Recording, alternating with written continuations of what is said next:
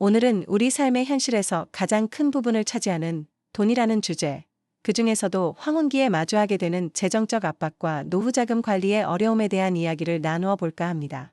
우리는 평생을 가족을 위해 헌신하며 살아왔지만 정작 자신만의 시간을 찾았을 때 눈앞에 펼쳐지는 현실은 그리 녹록지 않은 경우가 많습니다. 안정적인 노후라는 희망은 끊임없이 변화하는 경제 상황과 자녀들의 삶에 대한 책임 속에서 때로는 흔들리기도 합니다. 오늘 들려드릴 이야기는 바로 그런 고민 속에서 자신의 소중한 노후 자금을 지키기 위해 고군분투한 한 여인의 사연입니다. 이 이야기가 여러분에게 물질적인 풍요를 넘어선 진정한 마음의 평안을 찾는 지혜와 용기를 드릴 수 있기를 바랍니다. 이야기의 주인공은 올해 50대 중반의 미숙 씨입니다. 미숙 씨는 3남매를 키워내고 평생을 작은 공장에서 일하며 남편의 사업을 도왔던 삶의 어느 한순간도 쉽지 않았던 분입니다. 악착같이 아끼고 모아서 마침내 빚 없이 작은 아파트 한 채와 약간의 노후 자금을 마련했습니다. 아이들은 모두 독립하여 제 몫을 하고 있었지만 요즘 젊은 세대들이 그러하듯 살림이 넉넉하지는 못했습니다. 딸은 결혼 후에도 전세금 마련에 허덕였고 아들은 창업을 준비하며 부모님에게 금전적인 도움을 청할 때가 있었습니다. 미숙 씨는 자식들이 힘들다는 것을 아는 이상 모른 척할 수 없는 마음 여린 어머니였습니다.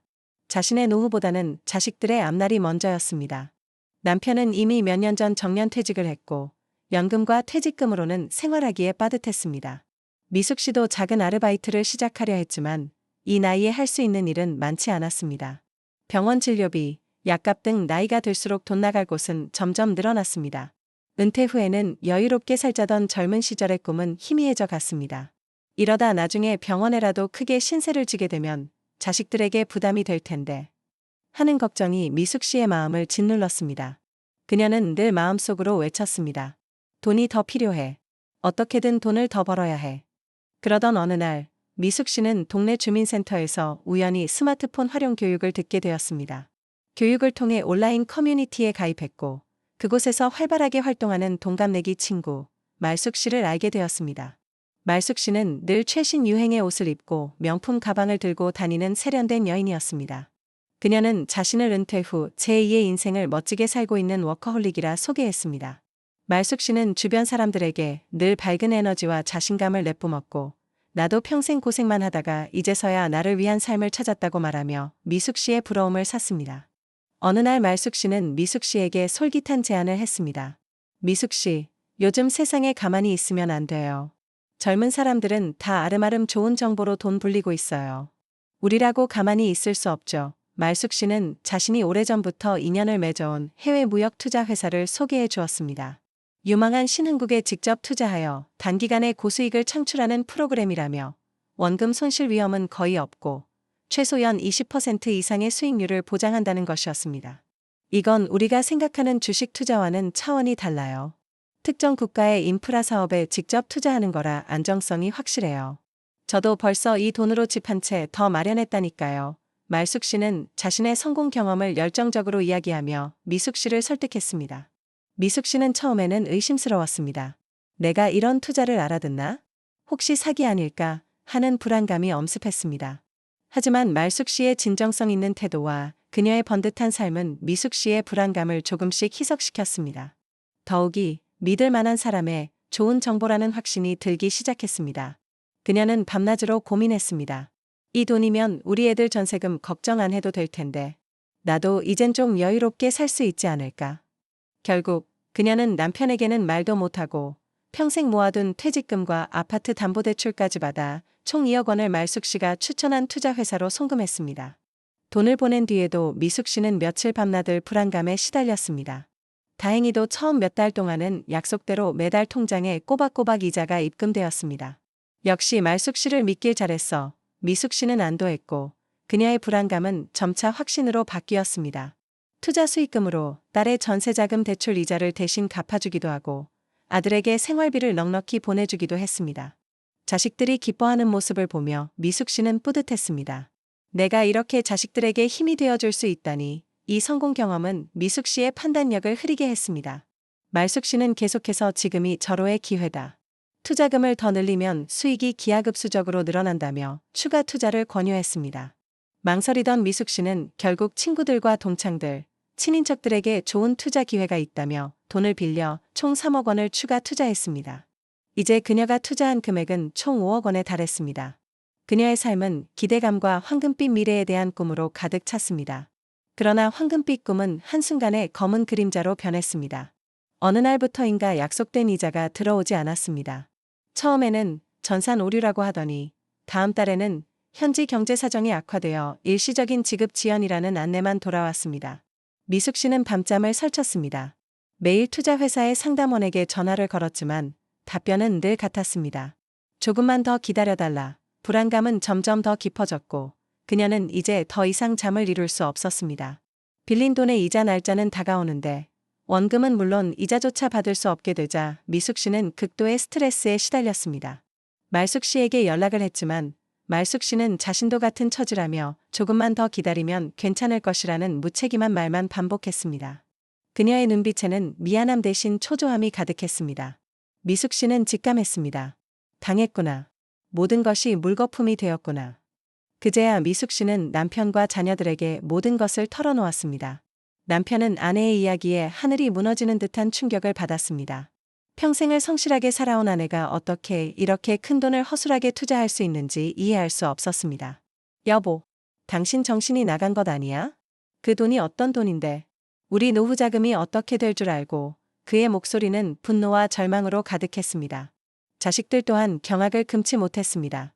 딸은 엄마가 자신들에게 준 돈이 모두 이런 식으로 모인 것인 줄 몰랐다며 자책했고, 아들은 창업 자금이라도 보탤 수 있을까 싶어 엄마의 이야기를 들었는데 그마저도 허공으로 사라졌다는 사실에 망연자실했습니다. 가족들 모두 미숙 씨의 어리석은 선택을 비난했고 미숙 씨는 그 비난을 온몸으로 받아낼 수밖에 없었습니다. 남은 것은 싸늘한 가족 관계와 막대한 빚, 그리고 한없이 초라해진 자신뿐이었습니다. 미숙 씨는 식음을 전폐하고 방문을 걸어 잠갔습니다. 죽고 싶다는 생각밖에 들지 않았습니다. 내가 그동안 쌓아온 모든 것이 한순간에 무너졌구나. 하지만 며칠 뒤 딸이 문틈으로 넣어준 작은 편지를 발견했습니다. 엄마, 힘들겠지만 다시 시작할 수 있어요. 저희가 옆에서 엄마 도와드릴게요. 엄마, 제발 힘내세요. 딸의 따뜻한 위로에 미숙 씨는 비로소 목 놓아 울었습니다. 자신이 혼자가 아님을 깨달았습니다. 미숙 씨는 정신을 차리고 다시 일어섰습니다. 가족과 함께 경찰서에 신고를 하고 변호사를 선임하여 법적인 절차를 밟기 시작했습니다. 하지만 해외에 거점을 둔 투자회사들은 이미 흔적도 없이 사라진 뒤였습니다. 어렵게 연락이 닿은 말숙 씨 또한 자신의 돈도 모두 잃었다며 자신은 그저 중간에서 정보를 전달했을 뿐이라고 말했습니다. 사기꾼들은 교묘하게 법망을 피해 나갔고 피해금을 돌려받기는 사실상 불가능하다는 냉혹한 현실만 남았습니다. 하지만 미숙 씨는 더 이상 절망하지 않았습니다. 가족들이 곁에 있었기 때문입니다. 남편은 비록 화는 났지만 이제는 미숙 씨의 곁을 묵묵히 지켜주었고 자식들 또한 빚은 우리가 함께 갚자며 어머니에게 용기를 주었습니다. 미숙 씨는 다시 일자리를 찾아 나섰습니다. 나이 제한과 경력 단절로 인해 마땅한 일자리가 없었지만 포기하지 않았습니다. 그러다 우연히 동네 반찬 가게에서 오후 시간 주방 보조를 구한다는 공고를 보게 되었습니다. 수십 년간 가족 밥상을 책임져온 솜씨를 발휘할 기회였습니다. 젊은 시절 꿈이었던 요리학원에라도 다녀본 적이 있었다면 더 좋았을 테지만 지금은 그저 묵묵히 칼질을 하고 양념을 만들며 손님들에게 따뜻한 인사를 건넸습니다.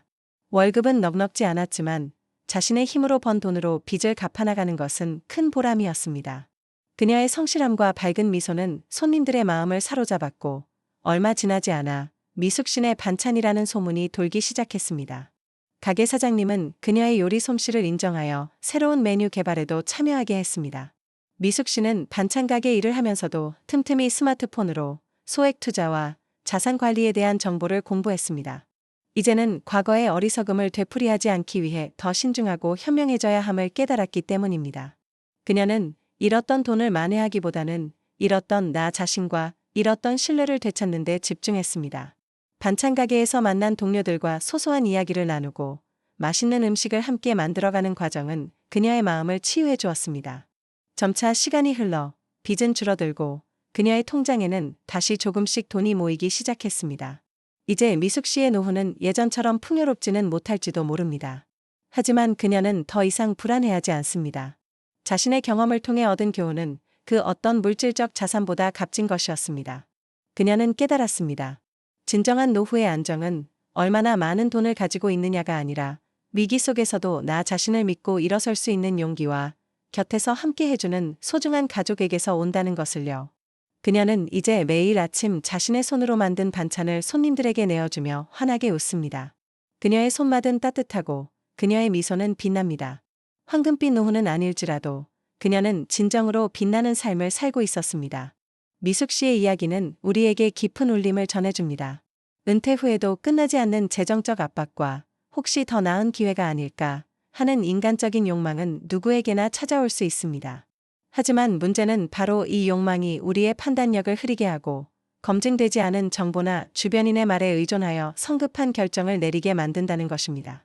우리 사회에서 특히 50대 이상의 여성분들이 이러한 금전적 위험에 노출되는 경우가 많습니다.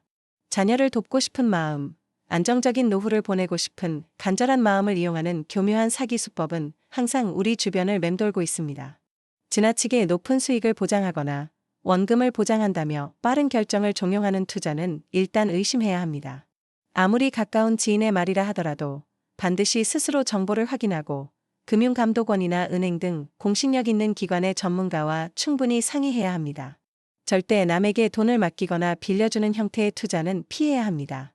모두가 돈을 번다는데 나만 뒤처지는 것은 아닐까 하는 조급함은 가장 위험한 신호임을 기억하십시오. 그리고 무엇보다 중요한 것은 물질적인 재산을 잃더라도 자신과 가족의 건강한 관계는 절대 잃지 않는 것입니다. 솔직하게 자신의 상황을 공유하고 가족과 함께 해결책을 찾는 것이야말로 가장 든든한 위기 극복의 힘이 됩니다. 돈은 잃을 수 있지만 지혜와 사랑, 그리고 가족은 우리에게 영원히 남는 가장 소중한 자산입니다. 이 이야기를 통해 많은 분들이 현명하게 자신의 노후를 설계하고 물질적인 풍요를 넘어선 진정한 마음의 평안과 행복을 찾을 수 있기를 진심으로 바랍니다.